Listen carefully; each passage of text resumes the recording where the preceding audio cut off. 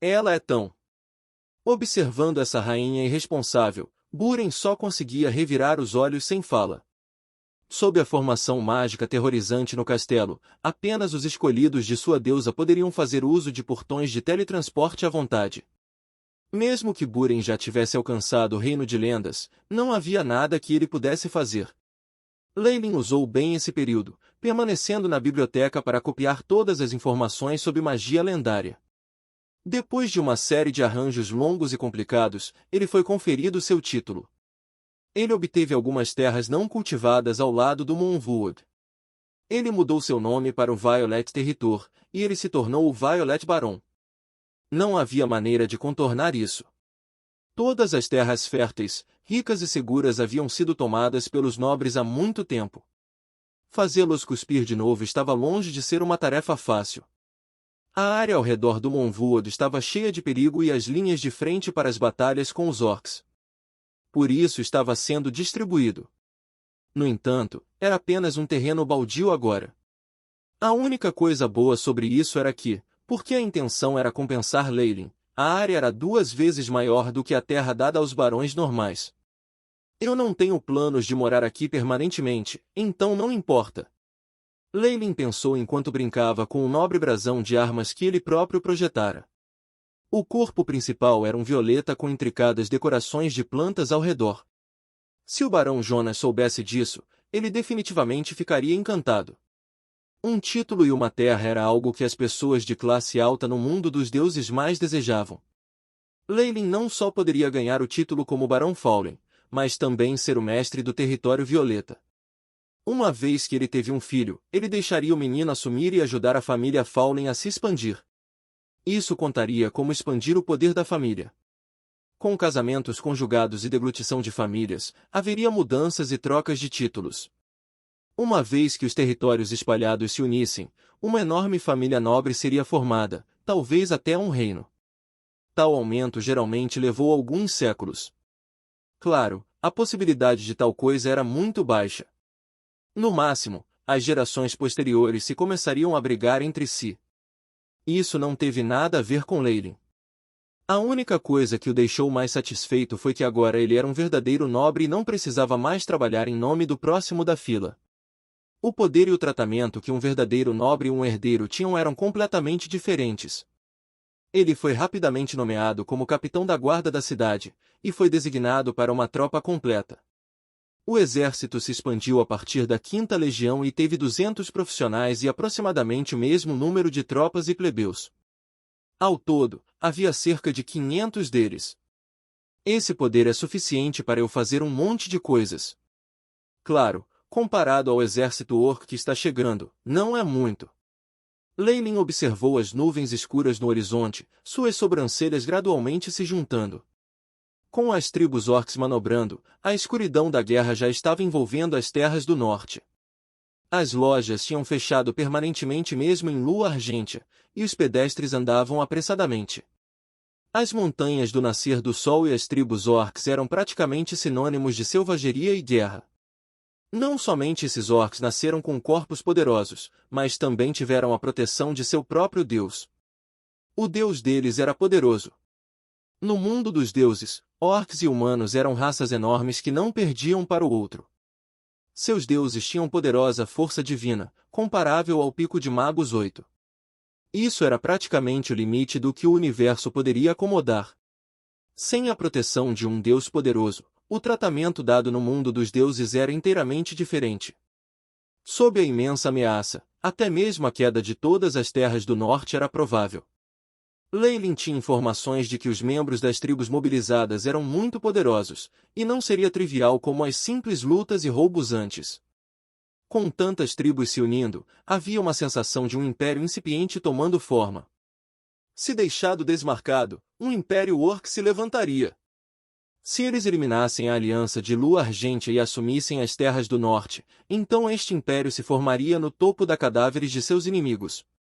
Talvez isso também fosse uma esperança de seu Deus. Quanto à facção humana, Leylin também ouvirá falar de algo que não significava bem para eles. A aliança de Lua Argêntea era poderosa demais, referindo-se a Lustriel em particular.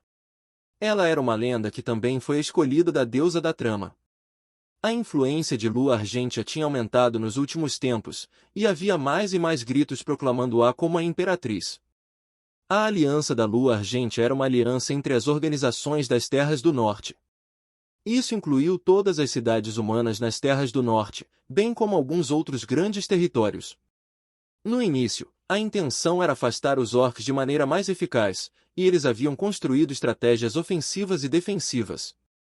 Alustriel usará seu charme pessoal e a grande força de Lua Argentia para manter sua posição de líder da Aliança da Lua Argentia. Com sua expectativa de vida e reputação, ela poderia muito bem integrar as federações espalhadas nos próximos séculos e formar um império aterrorizante. Isso era obviamente algo que os orcs não queriam ver. Naturalmente, havia muitos entre os nobres nas terras do norte que aprovaram isso e até ajudaram a alcançá-lo.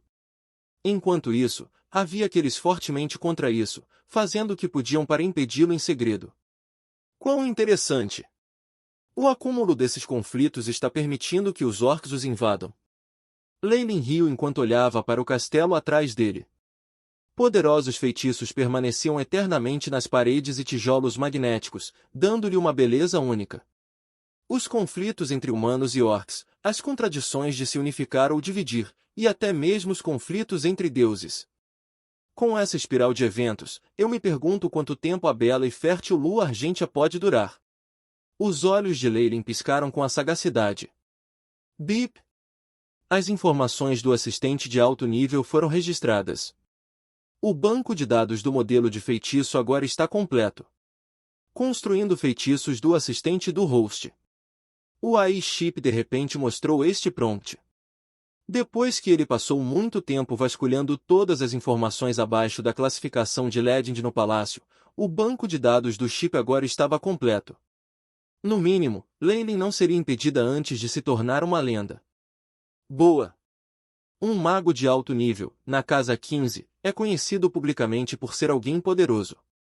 AI chip, quanto tempo levarei para chegar a esse ponto se meditar como faço agora?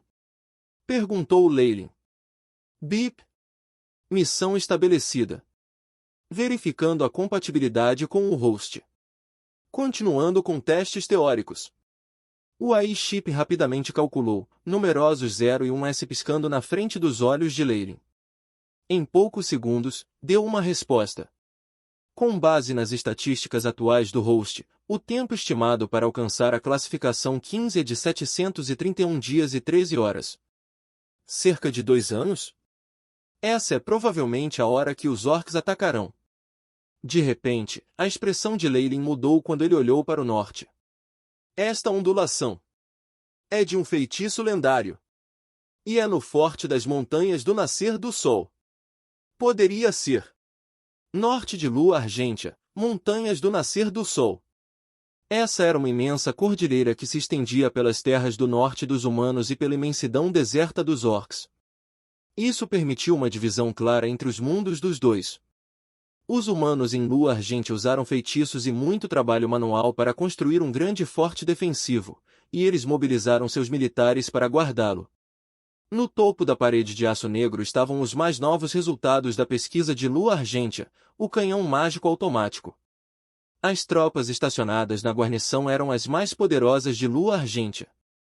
Havia mais de 20 magos de alto nível lá, e havia rumores de que havia uma lenda no comando.